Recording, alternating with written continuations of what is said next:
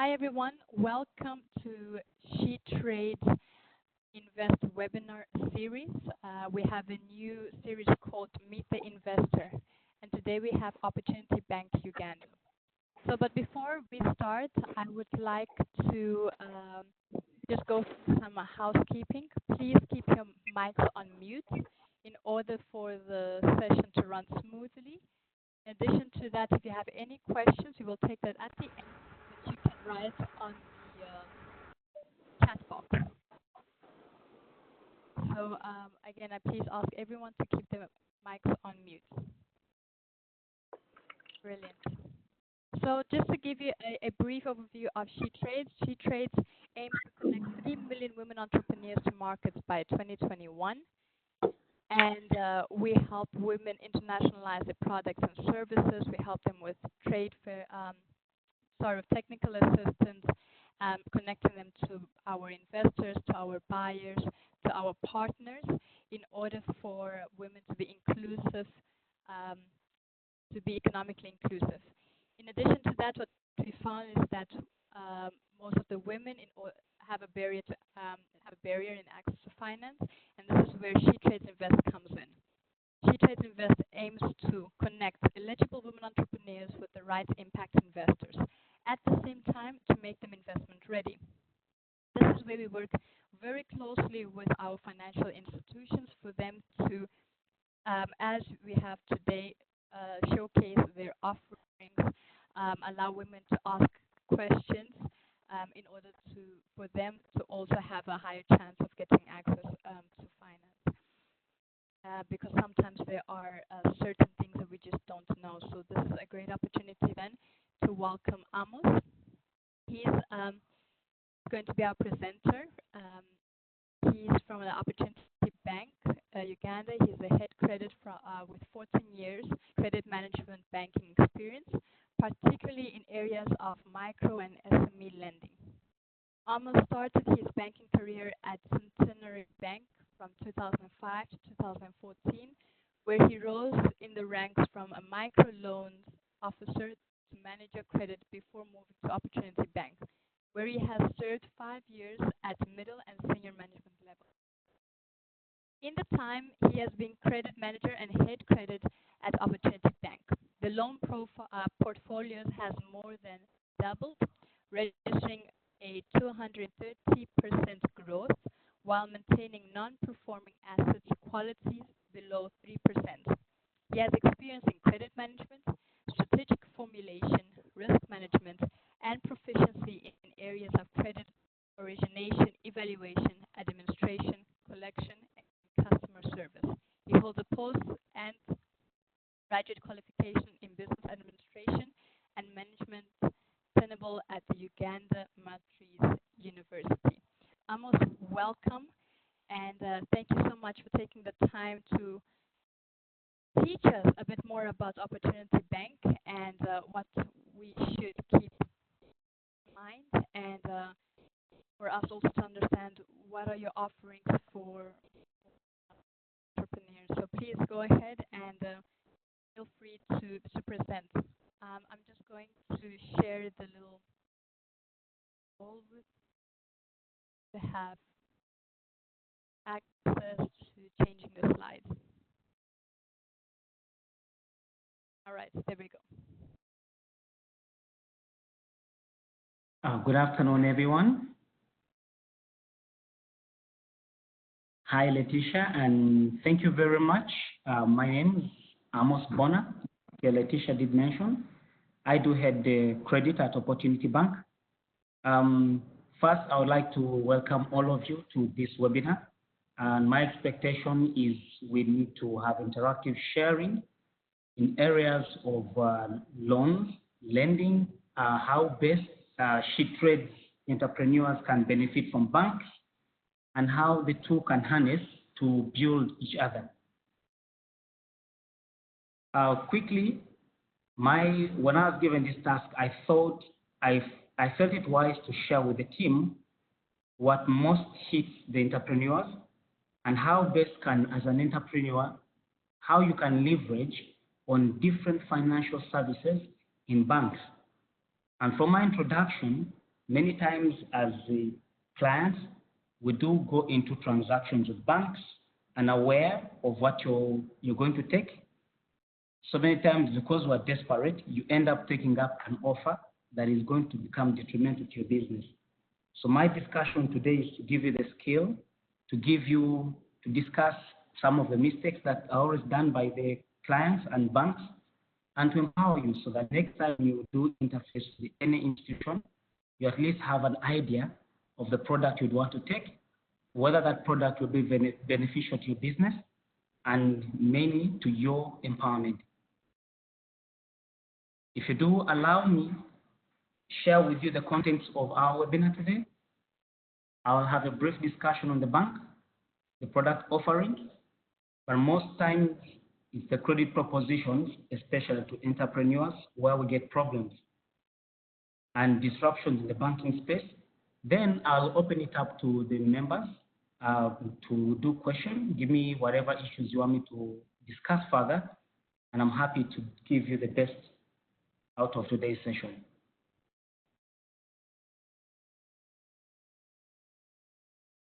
Opportunity Bank is a microfinance bank. It's been in existence for close to 25 years, running as a Tier 2 until this year when we attained our Tier 1 license, making us the 26th commercial bank in Uganda. We do have ownership from various key partners. One is a fintech called MyBucks that owns 49%. Then we have Opportunity Transformation, 42%. Then we have smaller shareholding from Food for the Hungry and Faulu. If you tell from the shareholding itself, we are not simply a bank that is in for the money. We have social performance that we look out for. We look towards improving welfare and transforming lives of ordinary citizens in Uganda, mainly the youth and the women, which ties into the partnership we have with SheTrades and the entrepreneurs that on this call, plus all the others. On our branch network, we have 22 branches and one service center spread out across the country. We have the central, the eastern part, the western side, and the north.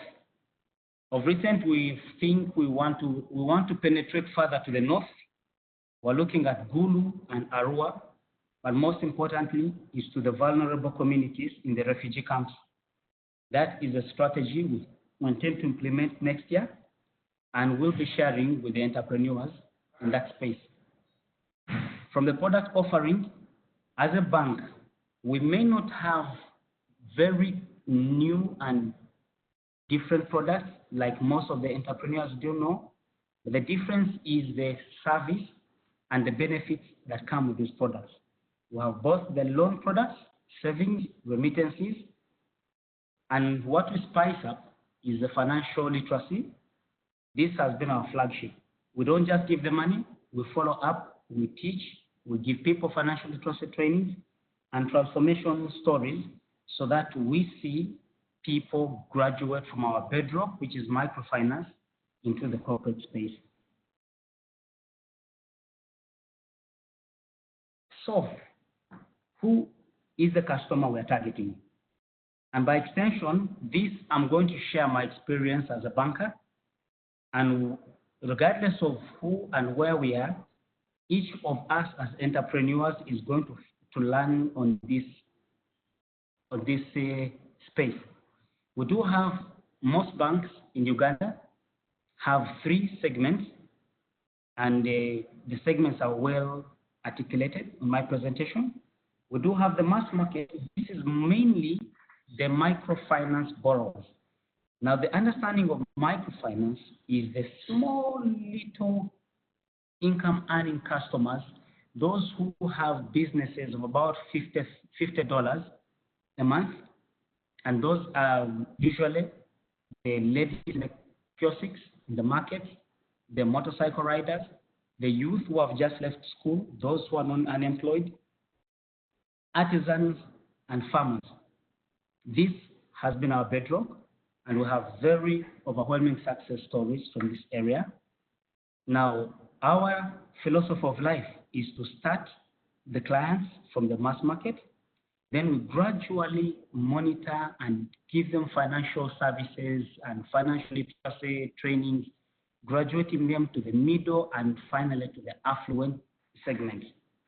We do run these segments both at the customer level, which is personal, or even if you came as an entrepreneur, as a company, as a corporate, we do look at you as a business. So from our discussion and understanding, most of the women entrepreneurs are going to lie from the profile that we have, we lie within the middle and the affluent, and those that normally start small and they have limitations of collateral and business records, we start from the microfinance, where many times we do put them, we expect them to form small groups, and with the small groups, since their advantages like non-collateral and the solidarity guaranteeing, we do start funding in sort of small investment enterprises. Now, it's not per se an idea of looking at the group. We look at each individual in a group individually because the growth patterns are different. However, the formation of the group puts the team together. People who share visions, who share missions, who have a constitution that is going to help them empower their communities, let their children go to school, have their businesses flourish. Then as they keep growing and growing out of the nursery, they start standing on their own. Then they get into the small enterprises, the medium enterprises, until we get them to the high end. Does that mean we let them go? No. We do carry on until our dream is to see success stories coming through from the microfinance. And we do have a couple of stories which during my presentation I'll be sharing with each of you.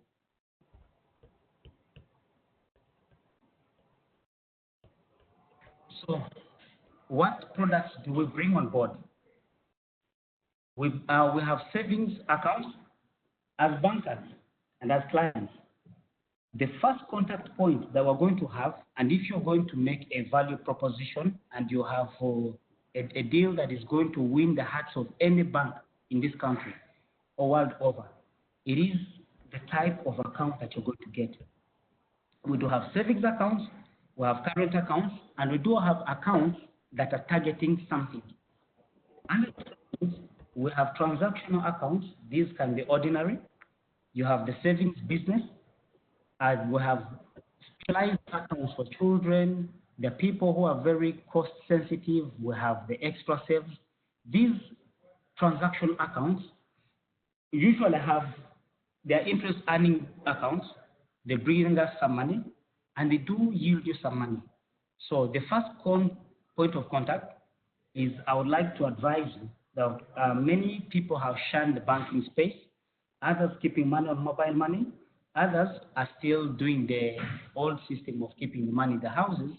But unless you keep a track record of having an account, it could be an account here, it could be an account in another bank. It's going to be very hard for you to access any other facilities unless you've created a transaction account.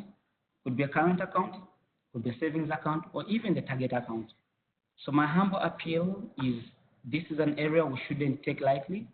If we're going to the presentation of the loan propositions, I do assure you that the biggest part that banks look out for world over is your turnover covenants. The turnover is what conditions have you been given, how best have you used your account.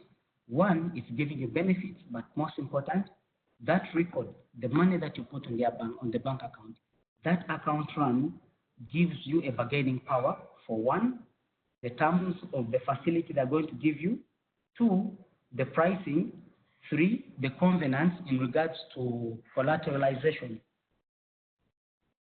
So the benefits of accounts mainly to you as an entrepreneur, one, choose an account that is going to give you a return. So if you chose, say, a savings account, then you are assured of getting interest on your deposits of between 2 to 5%, on an annual basis. This is usually amortized and paid either on monthly or quarterly basis.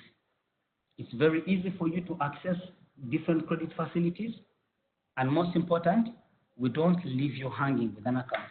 We have financial literacy trainings targeting the women, youth, the disabled, and people of different vulnerability issues. Should you choose a current account, the benefits are free access to overdrafts. They could be secured or unsecured.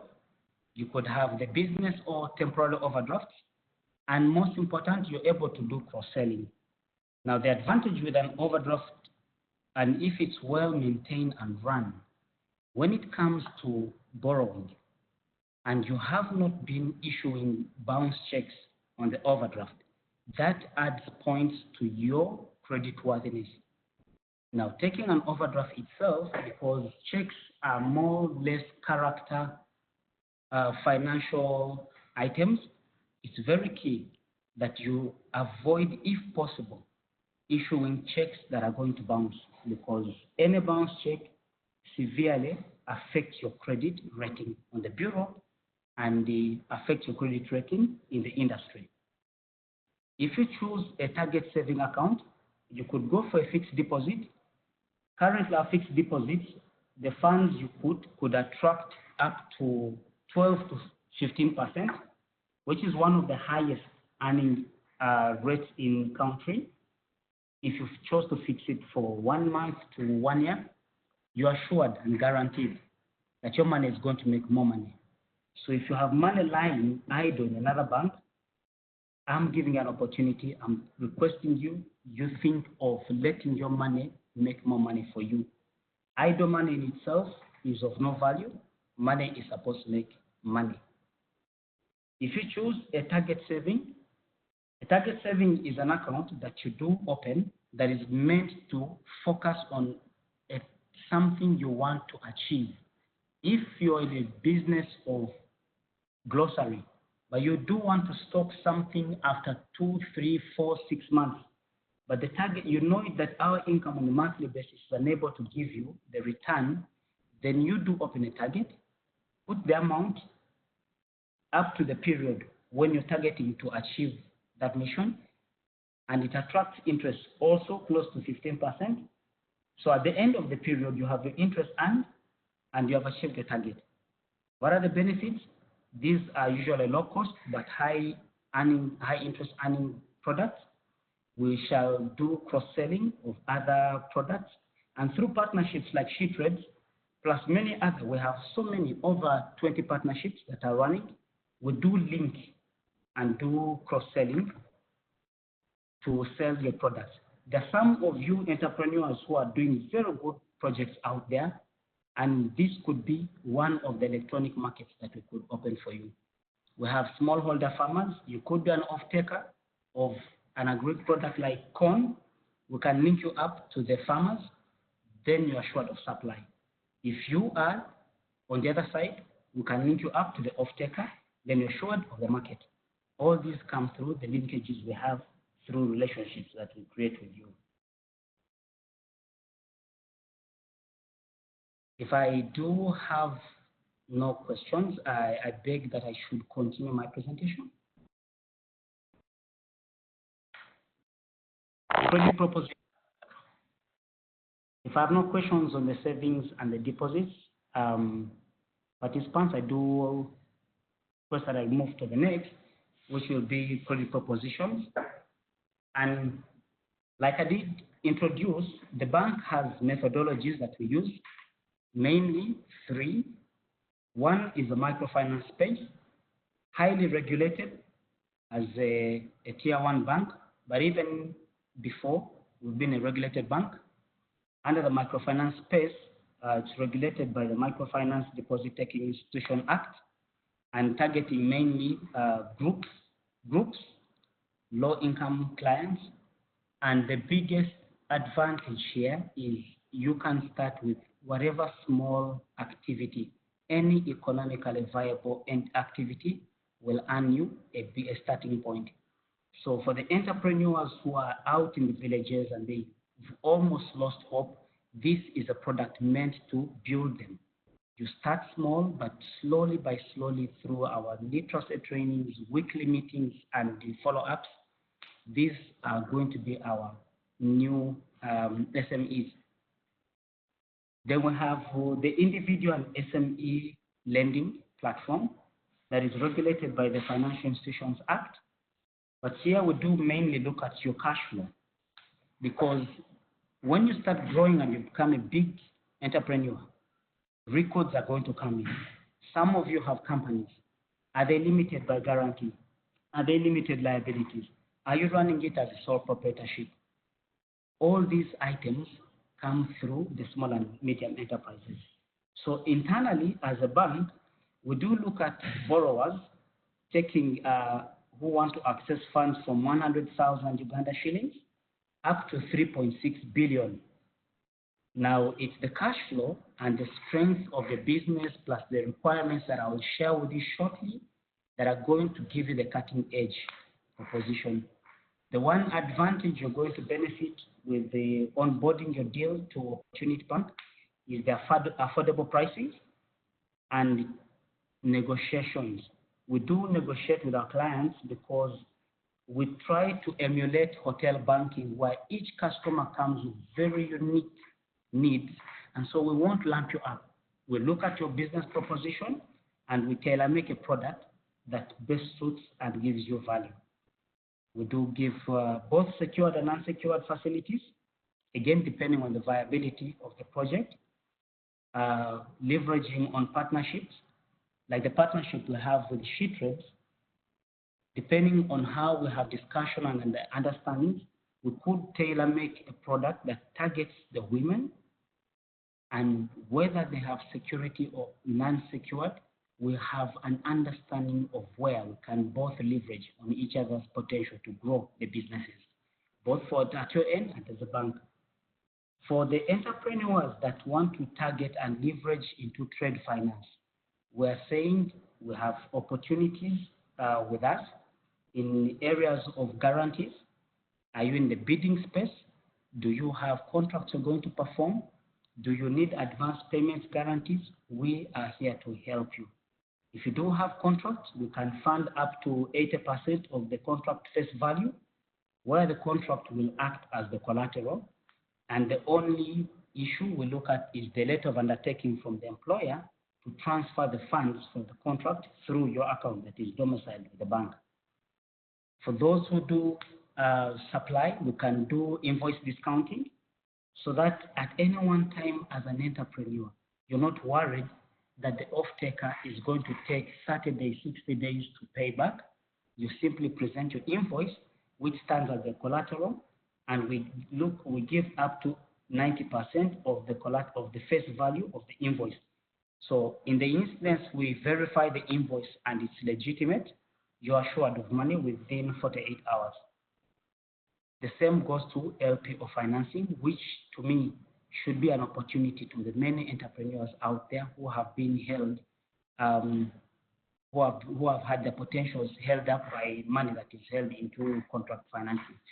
So whichever product you want, whichever service, we're here to tailor make one, and we're here to listen to what you want, and we see whether we can leverage on our wide range of products.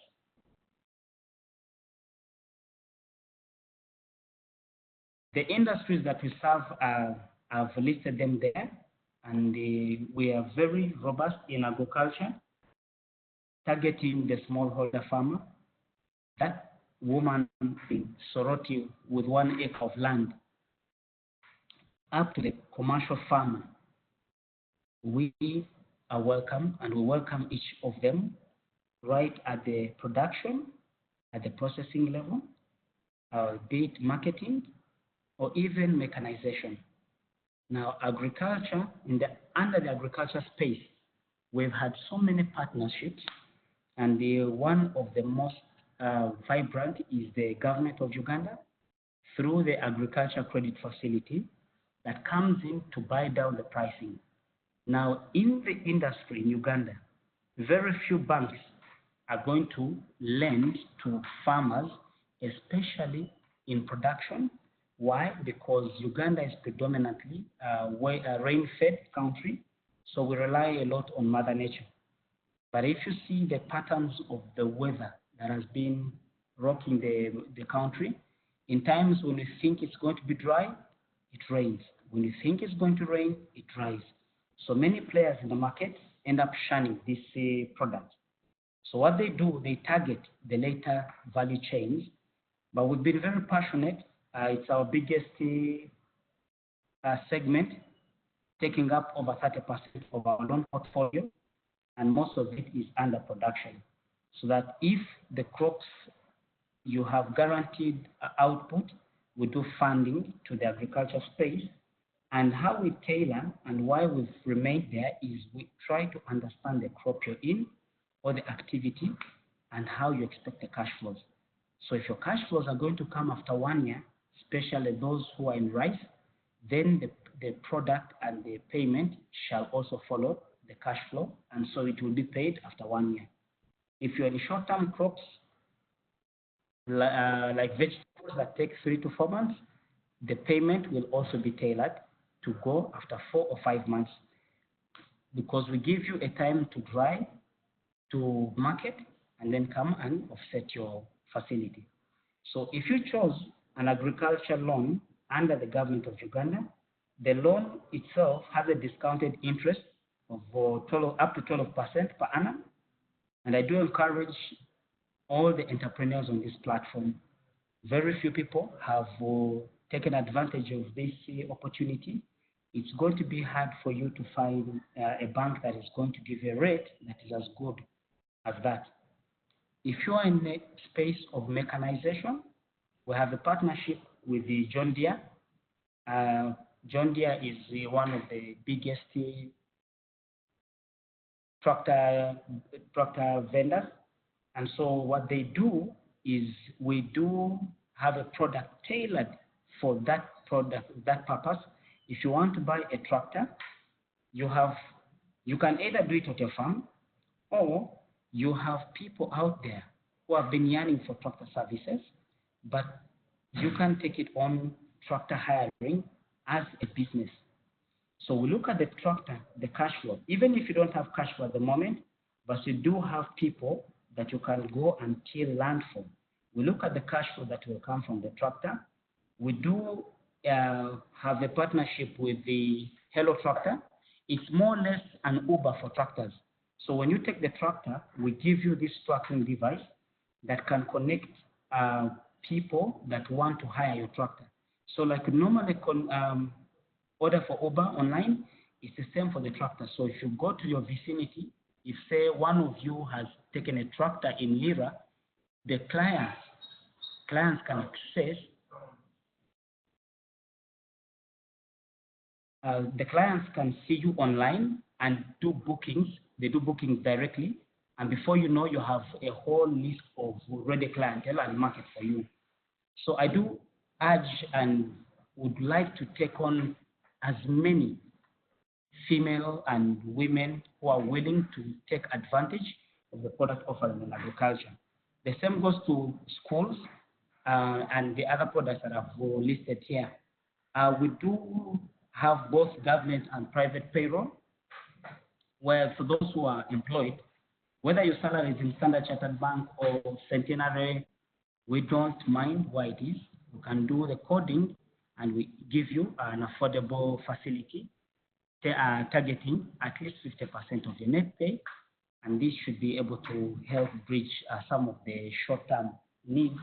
And these facilities can do run from 3 months to say 5 years. That way, this should be able to help us to leverage on the offerings that are available. For those who are in trade, we do have so many working capital options that you can leverage on. It doesn't matter the business line that you have. Lately, we have an influx of fintechs and the network marketing, electronic marketing, and many people haven't harnessed and taken advantage of what offers come through. But we are very welcome We've partnered with a couple of fintechs in country, and we are automating our core banking system plus most of our loan offering, so that by Q1 next year, a client should be able to apply at the comfort of their living room. You don't have to walk to the branch network. You can still apply. And through artificial intelligence, we've built algorithms that can do some basic credit scoring. So by the time we do meet with the bankers, then you have an offer that has been put on your table. In the same line of business, we offer lines of credit where you have multiple credit facilities at your disposal. So if you have 3 chains of businesses, but you don't want to access all the funds in one go, we do release it in multiple tranches that are best following your needs, to take care of, especially people who want facilities for short term. Now, short term is the facilities that run up to 12 months. That's where you're able to measure if you're importing or you're exporting, say, Chile, but you know the funds that you need is to the tune of $200,000. But you don't need all that money in one go. You want it in multiples of 50. What we do under the line of credit, we approve the limit of $200,000, or it's the equivalent in UGX, but we release the money in different tranches so that the appraisal and the underwriting is done on the mother facility of the 200,000. However, the interest is computed on the exposure that you have drawn down. If it's in areas of build and construction, we are happy to build a relationship with you. In real estate, is it buying land? Is it building? Both as temporary structures or complete houses, we have solutions for you. But from the social side, we have of recent entered into the area of water and sanitation. We have realized that Uganda, many of our people, especially in the rural areas, suffer from hygiene-related diseases. And so we tailor-made a product to target water. Water as a business, or water for clean water and sanitation, solar as an alternative source of power, plus biogas. Now these, my good people, are the products that we're going to bring to your disposal. When it comes to the pricing and the terms, those will be in my next presentation that is going to follow right after this. So I do request for any questions and clarifications that may need my further discussion before I can move forward. Excellent. Thank you so much, Amos. Ladies, please do take the opportunity to ask questions. This is, you have an experience with that can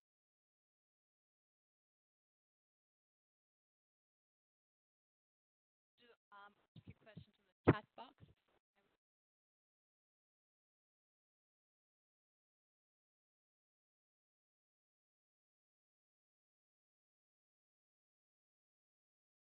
We will have session 10 minutes. Take the opportunity now.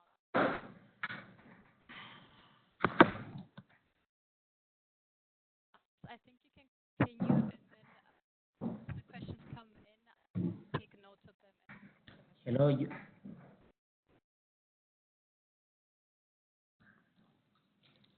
Hi, Amos. Hello. Can you hear me? Yes, please, I can.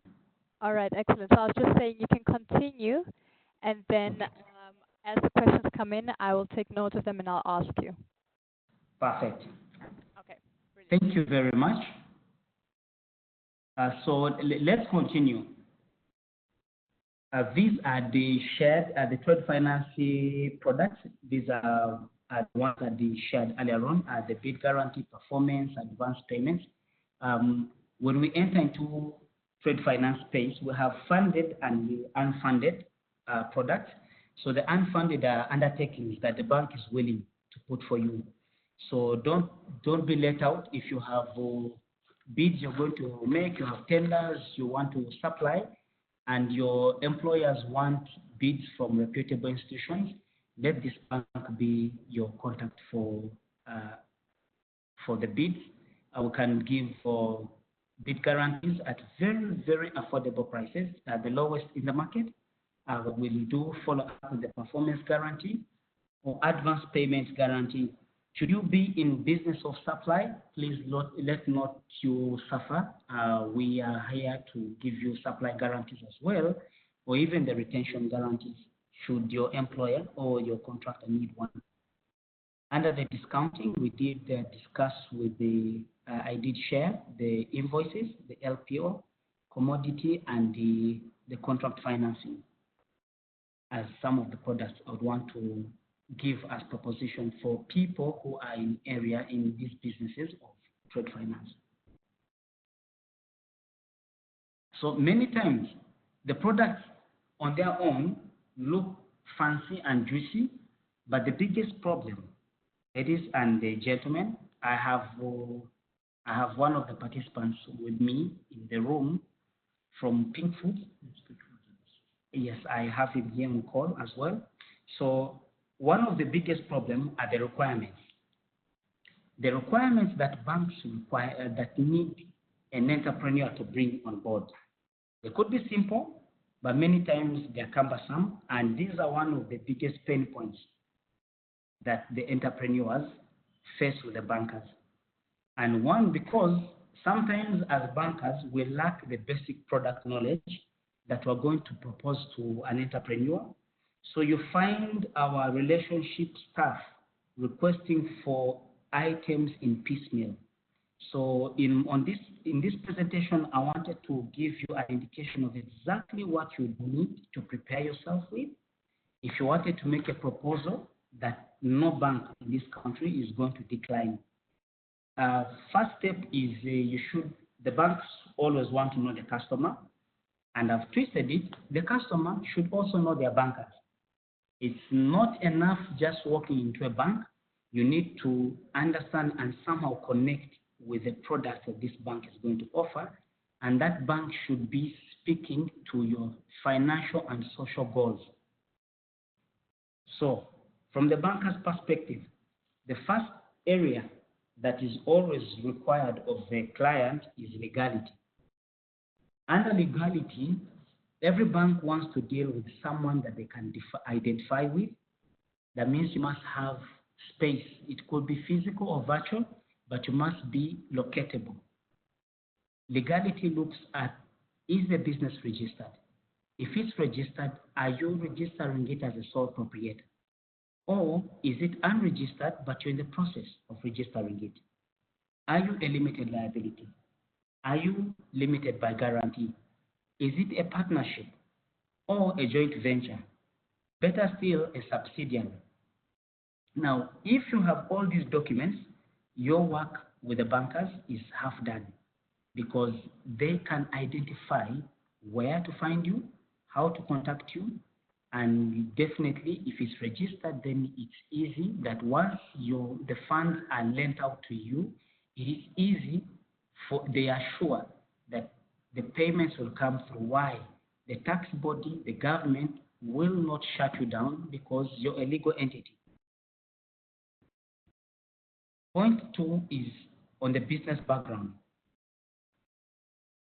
Bankers, traditional bankers, and most are those in Uganda, are not going to easily listen to a customer who is a startup, who has come with an idea, but hasn't put that idea on paper. Somehow banking follows the Bible story of the talents, where those who are given more and invested more, the owner added them more. So the bankers seem to follow the same covenants, that he who puts in more contribution, they will open their arms to doing business with you. So the business background is very key. Most banks in Uganda and by extension Opportunity Bank will look at someone who has been in business for at least 6 months. Why the 6 months? We believe within 6 months you have an understanding of the business trends, the ups and downs, the cost structures, who your customers are, who you're going to sell to, the patterns of purchases, and the frequency of the sales, and by extension, the profitability or the margin that comes out of it. Now, it's key that even in your own business line, once you keep records, once a banker comes and you have your records well kept, it builds your business background story. Now, for each record, we have what we use called use of alternative data. Alternative data is when the banker comes to your place of business, don't be surprised if they ask you for very funny things like, can I see your water bills? Can I have a look at your electricity bills? But you've come to borrow 100 million Uganda shillings. Why would someone be interested in electricity bills? It's a measure of character. That if a customer cannot pay or does delay on fulfilling obligations with suppliers, with the service providers like the telecos and the water and electricity, then the chances of you getting bigger funding from the bank are stifled. So it's key to keep your records and don't be shy if each time they ask for whatever small items that are going to be asked for. It's just measuring your character. The experience in the business, like I did share, is very key and pertinent. The more experience you have in a business, the easier it is to relate and build a proposal. Because when we're building your credit proposal as bankers, we look at your strength, the weakness, the opportunities, and the threats. And those come through the experience you've had in that business. What are the characteristics of the businesses that we're looking out for? It leads back to the sectors. So what banks do, and by extension ourselves, is the purpose determines the product. And so the purpose that you bring to the table has characteristics that is going to profile the product. So banks have products that are flagship and the products that are categorized as high risk. And the products and the sectors that are no-go, they're prohibited sectors. So the moment you do mention you have a business of unlicensed radioactive chemicals, the bank is not going to lend you. Why? Because they have profiled it as prohibited. If you're in business that is recruiting children in child labor, it's unlikely that any bank is going to relate with you, especially if they have the social mission. And that's why I was saying it's very key for you to understand the financial and the social partnerships you have with the bank that you want to onboard. It's very important as a customer to have a very specific need, the purpose for which you want to take the money. 80% from experience, 80% of default, credit risk default in banks is caused by diversion of loan funds. An entrepreneur comes to the bank, gives you a very good proposal, but when they walk out of the bank with the money, the funds are diverted. But they do expect the primary business to pay that facility. I can bet that business, yes, you may pay the facility, but the business will never be the same because it never benefited from the funds. So the purpose for which you want to borrow must be an income generating purpose, but most important, we need to avoid diversion. So as banks, what we do, once we have lent out the money, periodically, we are going to snap check the project. And please don't feel offended if you see one of the relationship people coming and notice once the loans have come, they're trying to check that the funds that went out there have been put to the intended purpose. There's a difference between banking and money lending. The money lender will give you the money. It's up to you to use it the way you want. But a bank that wants to develop with you is going to walk that journey. If you're in a progressive projects like construction, the bank is going to approve your facility, but they'll release it in tranches. Why? To avoid the temptation of diversion. An item to note, if you're going to bring a proposition to the bank, as a customer, you ought to have own contribution. You must contribute something to the project for which you want the bank to lend. It's very rare that one, a bank will give you as a startup, but two, a bank funding 100% of the project. Usually you start, many times we look at between 60 and 80% of the project, then we expect you to contribute the 20%. It may not be in terms of money that you already have, it could be the resources that you're going to put in place to harness the project that you intend to invest in. But be very careful on the loan pricing and the tenure. Many times as customers, we rush because we have a deal we want to crack. You don't look at the documents they've given you. You quickly sign up a loan. You don't know the pricing that has been given to you. You only measure the installment that has been told to you. The patterns for which you're going to pay is not known. Before you know, right from the word go, you've taken a wrong loan and the tenure is never going to match. So we assume you have a business that brings money after 90 days, but the bank has given you a loan to pay on a monthly basis. I can assure you before it makes 90 days, you'll always be in default. And with the default, your name is going to be flagged to the industry as a poor payer. And this stifles your opportunities and the chances of accessing future facilities from this bank or any bank out there.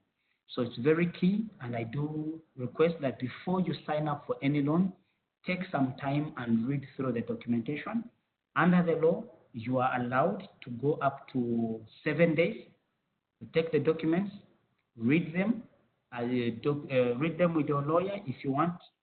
Get an independent advisor before you can append, so that when you do append, it's a legal and binding contract. So that when the contract begins, it's not going to be an issue of settling the matter in court. So I'm trying to prepare that when we're going to enter any transaction, we need to be transparent to each other and make sure you sign for the loan that you rightfully are ready to pay up. Taking note that we look at capacity and willingness to pay as a bank. You may be having the capacity, but when we're doing all these measures of know your customer that I've just shared with you, we want to assess and see whether you actually have the willingness to pay the facility. Many a times we have the customers who have the capacity to pay the money, but that willingness is simply not there. And mainly it's because the onboarding process was never transparent from the word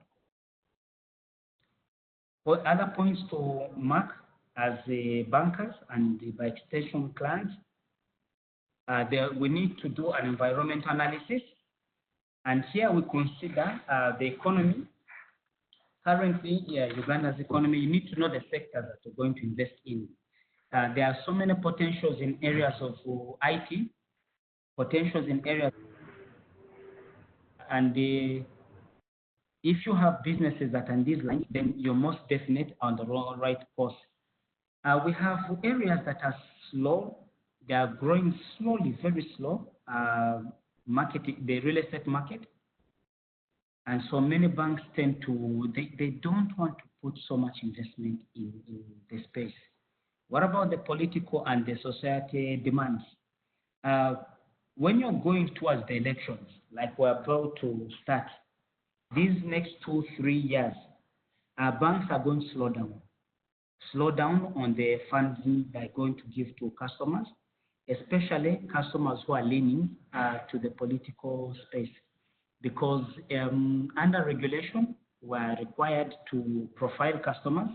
So if you're a politically exposed person is someone who has links with the holding a political position, or they're closely related to people holding political positions. We know towards election, any funds you're going to release, the chances of diversion are very high. And for those who are not normally going for electable positions, some of the money will be, instead of putting the enterprises, will be used in the campaigning. So should the person not go through, then the loan is going to be in default. So if you're in that area, the political space, chances of, not the chances, the patterns of getting funding. If any bank gives you the money, the monitoring is going to be very rigorous to make sure the money is not diverted. Now, never rule out the power of competition and the legal and the regulation and regulatory environment. We have businesses that do start as ideas but have not registered. So if, for instance, you're in the business of making hair oil, and we're aware there's been a government ban on chemicals that have hydroquinone, if you're going to come to a bank and you intend to borrow, we'll need clearance from UNBS, we'll need clearance from the tax body, and all these, if you're not prepared as a customer, can be pain points. If you're in the business of selling foodstuffs and the consumables, there are certificates of suitability of business premises that are issued by the registering authorities that must be presented to the bankers before you can access funding. If you're in schools, your school must be licensed under the Education Act. If you're in the healthy sector, then National Drug Authority or the Allied Medical Professionals Council should have endorsed their authorization for you to be legally registered there. If you're in areas of mining and quarrying, then or petroleum, we need clearance from NEMA, the National Environment Management Authority, and the Line Ministry, in line with the regulation and the policy that the government has put in place. Now, for any borrower or any client opening a business transaction with a bank, Central Bank of Uganda recognized and realized many times customers were being hoodwinked into signing documents. Many banks have very small lettered documents. Documents are very voluminous, but to very small fonts, about font size 10, and by the time you read 20 pages, there are some covenants that have been fixed in there that you can hardly read. So you quickly sign up. Before you know, you've signed up a document that has put your business in the hands of the bankers. So the central bank came up with the guidelines and the documents called the key facts document. So if you're going to transact with any bank, please, please, please demand that you're given the key facts document. What the key facts document does, it tells you the type of product you're going to take from the bank, the aims and the benefits of the product, the costs of taking on that product, the terms and conditions for which that product has been offered, and it gives you up to 10 days for you to reconsider. Should you feel the facility you have taken does not fit within what you wanted, you can still come back and say, my facility should be closed off. I'm not interested in this loan anymore, for as long as you do it within 10 working days. And the only charge you will be levied is an administrative fee, which usually does not exceed 10% of the interest payable or 5% of the loan that you took. So the next time you visit your bankers and you're about to sign a document, please demand that you look through your key facts document, which is a summary of all the documents that the bank has given you. Critical to SMEs is a turnaround time. By the time you come to a bank, you have timelines, and those timelines must always be respected.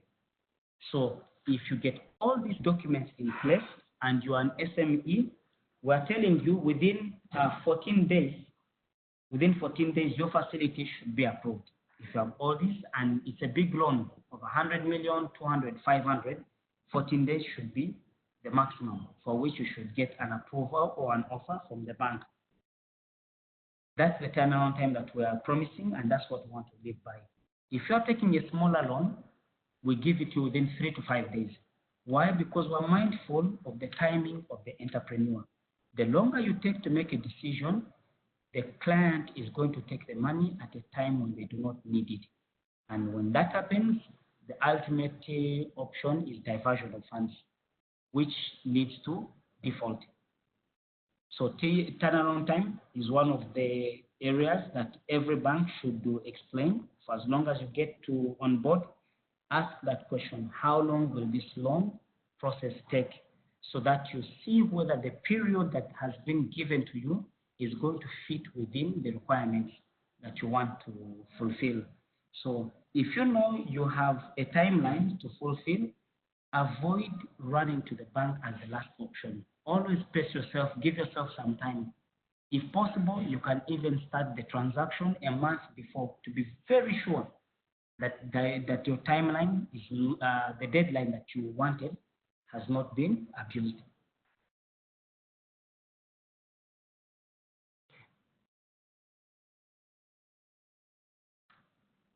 The relationship. Amos? Yes, please.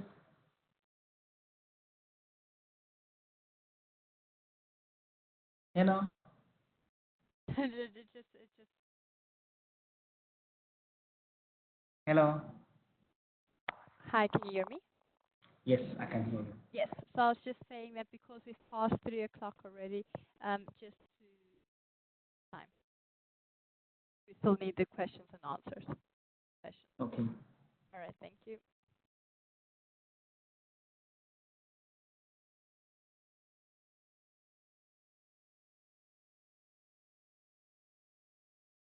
Any question? You can proceed, Amos. Okay, I'll be mindful of the time, so I'm going to wrap it up. All right. Thank you. Excellent. Key, I think in my introductory discussion, I shared that it's very key for a customer to build a deposit history, because 80% of what a bank is going to look at is your relationship with them.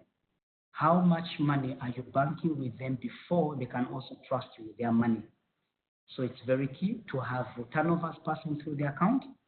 If you don't do it with your primary bankers, at least let the money pass through any auxiliary bank or any other bank in the industry, because this is going to help improve your bargaining power. On the credit history side, banks want to give loans to customers who have a history of credit, because then you know what it feels like to pay an installment.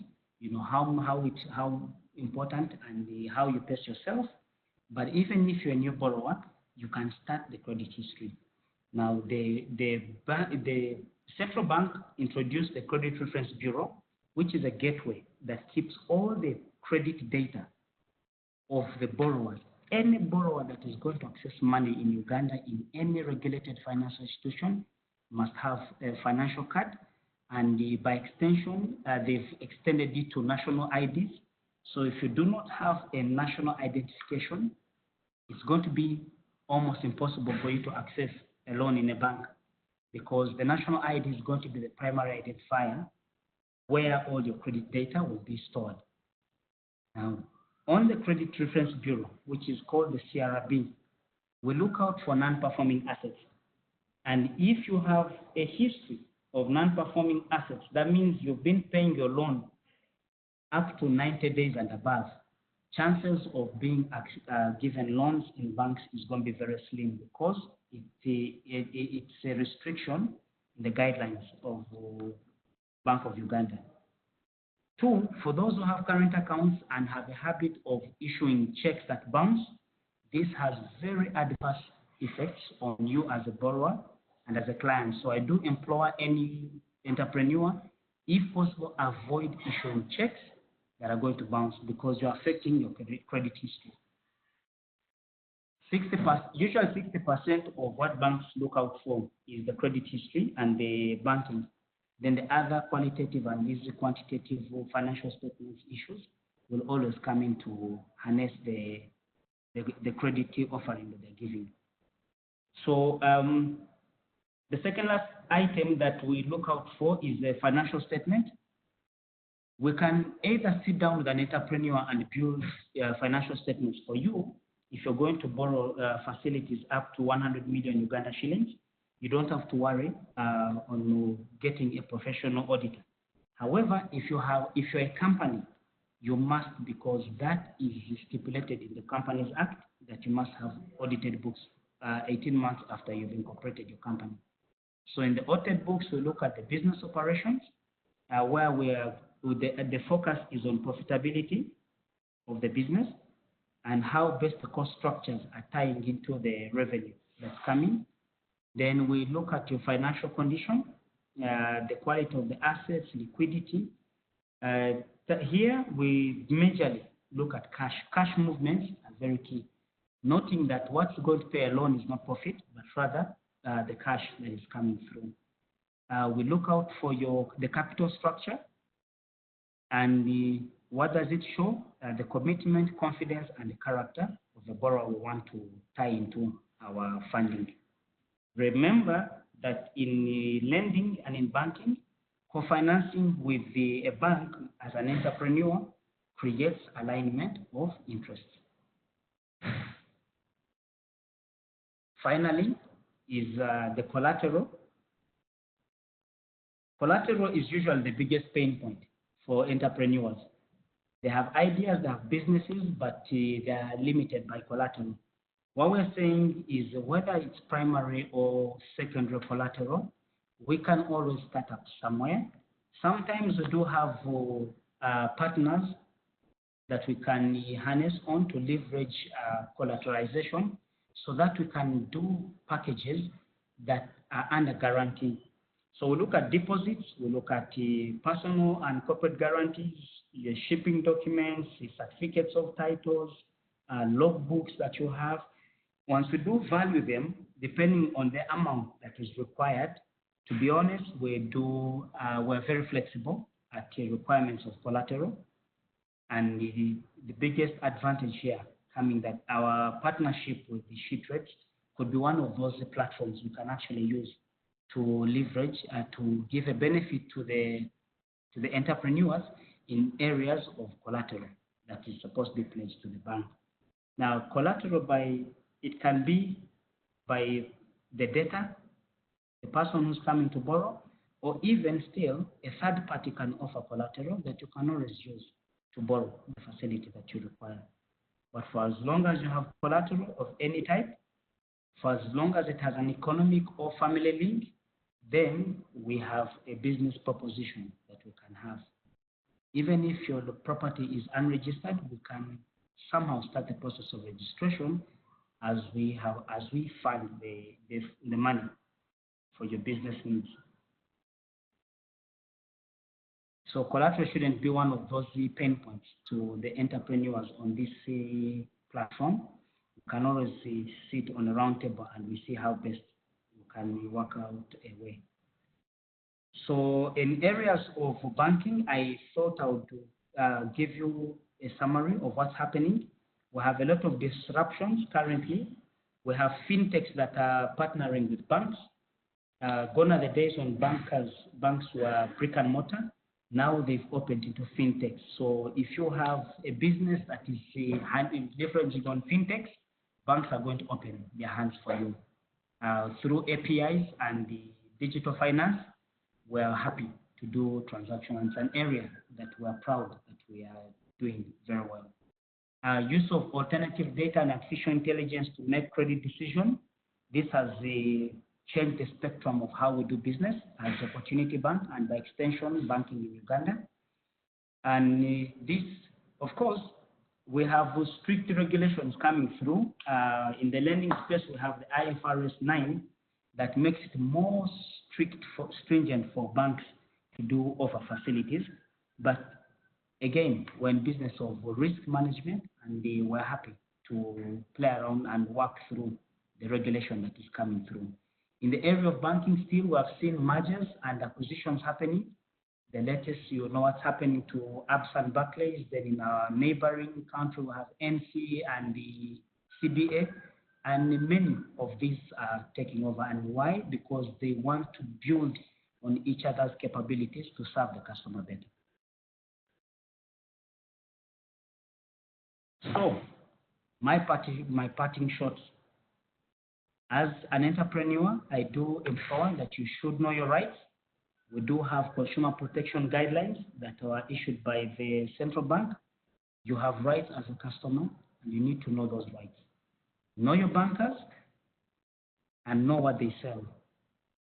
Organize your businesses to maximize your value through the proposition that the banks will give, and always make sure the financial and social results that you'd want to achieve should be tied into those that your bankers are going to offer. With that, ladies and gentlemen, allow me to stop here and take it back to the presenter. Thank you very much. Excellent. Amos, really, thank you so much for this.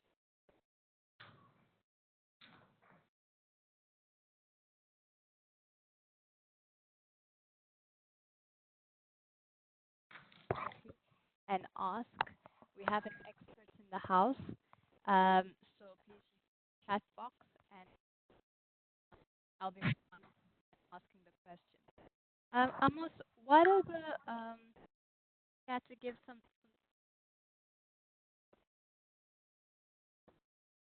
Hello? Hi, can you hear me? Yes, I can hear you now. Excellent. So this is, I was just asking, what are the sort of documentations that the women to have? Business plan, financial projections. What would you recommend? Something that they would facilitate getting access. Tax, for example. If you could just shed some light on those details as well. Meanwhile, everyone, you can please use the chat box to ask your questions. Thank you very much, Letitia.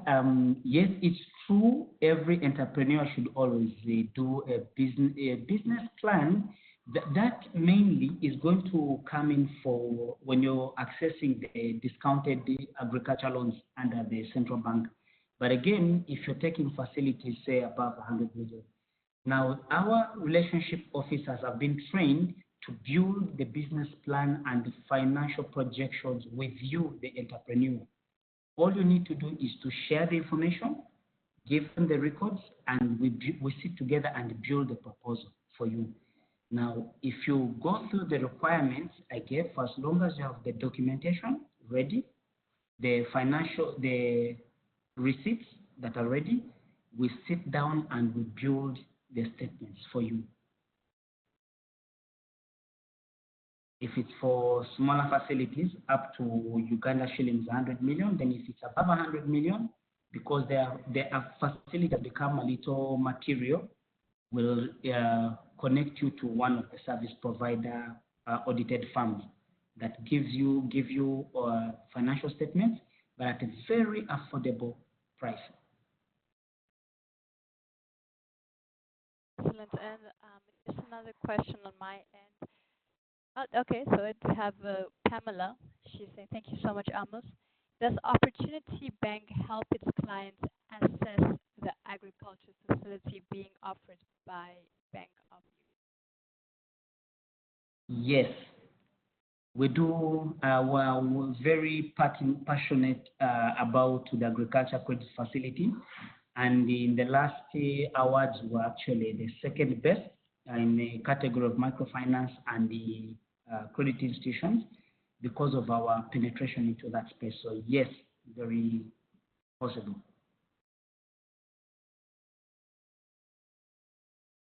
Good. I also just wanted you to tell us what are your ticket sizes and the financial instruments that you have. Okay, the ticket sizes I did share.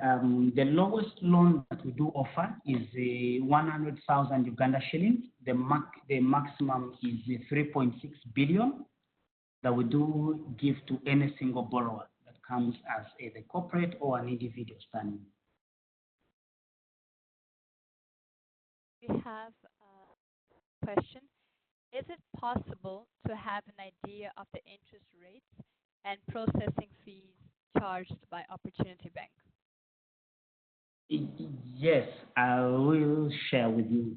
We do our pricing at the moment on the market without any interventions is at a prime. We cap it at the prime lending rate of 24%. But we've had the scenarios where we leverage on the partnerships to drop this interest to as low as 6%. And for the processing fees, we do have processing fees that lumps up. One thing I didn't mention, and to tie into the processing fees, once you access a loan from Opportunity Bank, the facility we take off processing fees. Now, behind the processing fees, we do pay for credit life insurance. What that means is the borrower, in the unlikely event that they do pass on while they're serving the loan, we don't go to the next of kin and the family to dispose of the collateral pledged. The processing fees that you paid, and by extension, the insurance that we put that loan comes in and takes over the loan. So we have nothing to do with the family that has suffered that loss. So it covers permanent disability and death. So the processing fees ranges from 1.3% up to 4.3%.